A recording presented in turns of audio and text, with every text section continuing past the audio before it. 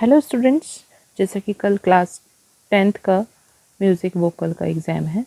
बहुत सारे स्टूडेंट्स की क्वेरी है कि विलंबित ख्याल जब लिखेंगे उसमें ताने लिखने के लिए भी आ रही हैं, तो वो किस तरीके से लिखने हैं कि विलंबित ख्याल लिखिए और उसके 2 ताने लिखिए, तो वो किस प्रकार से लिखनी है। तो ये डाउट आपका मैं क्लियर करने वाली हूँ कि आपको किस तरीके से लिखनी है।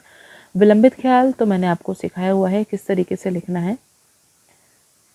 ये तो आप वीडियो में जाकर आप समझ सकते हैं, या तो इसको लर्न करिए या इसको समझकर इसको करिए। पूरा इसी तरीके से टेबल बना के आपको विलंबित ख्याल लिखना है। इसके अलावा आपको उसमें ताने किस प्रकार से लिखनी है।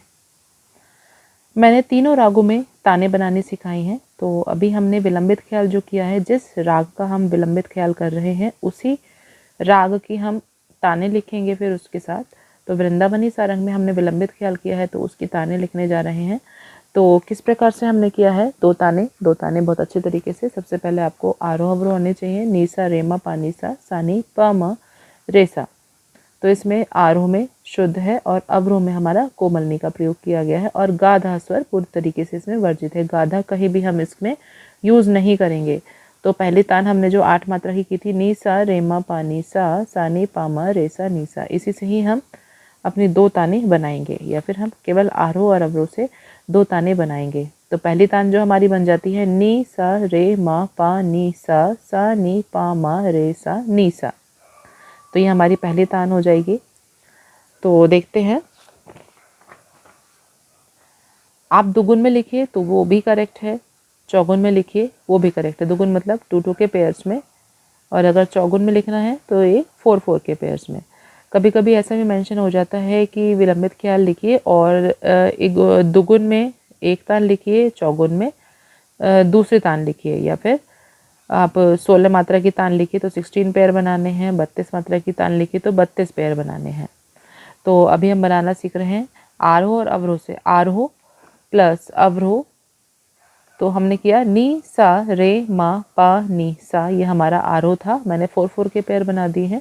जो 8 मात्रा बनाई थी, 8 मात्रा को मैंने इधर लिख दिया है। तो 1 2 3 4 5 6 7 8, देखिए यही जो मैंने आपको सिखाई थी यहाँ पर, नी सा रे मा पा नी सा। तो इसको मैंने 8 पेयर्स को 4 पेयर्स में लेकर आ गई हूँ। नी सा रे मा पा नी सा नी पा मा रे सा नी सा। अब इसको मैंने फिर से रिपीट किया है, नी सा रे मा पा नी सा नी पा मा रे सा नी सा। ये हो गई हमारी 8 मात्रा की। 8 मात्रा भी लिख सकते हैं। अगर आपको मेंशन किया गया है कि 16 मात्रा की लिखिए, तो 16 मात्रा की करने के लिए आप इस तरीके से भी कर सकते हैं, या तो पूरा इसको एज इट इज़ लिख दीजिए। अदरवाइज आप केवल 8 मात्रा वाला पार्ट डबल डबल करिए। नी नी सा रे मामा, पापा नीनी सा। जैसे नीनी सा, ये हो गया हमारा एक पेयर। रे मामा पापा नीनी सा डैश। फिर हमारा सा नीनी पापा मामा रे सा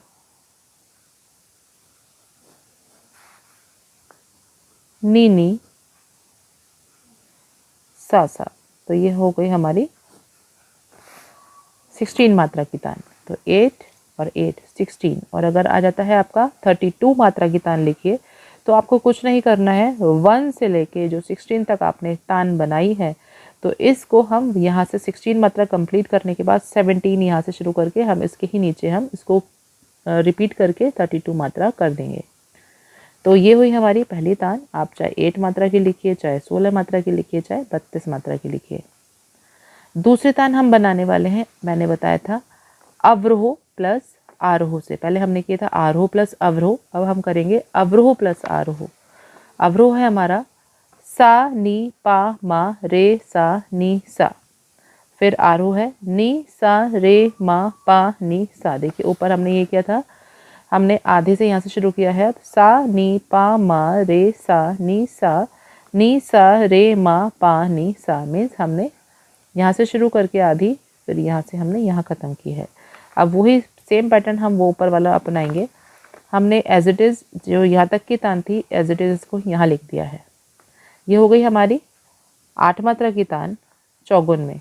अगर हम आप दुगुन में कर रहे हैं तो दुगुन में तो हमारी यही 8 मात्रा की बन जाएगी।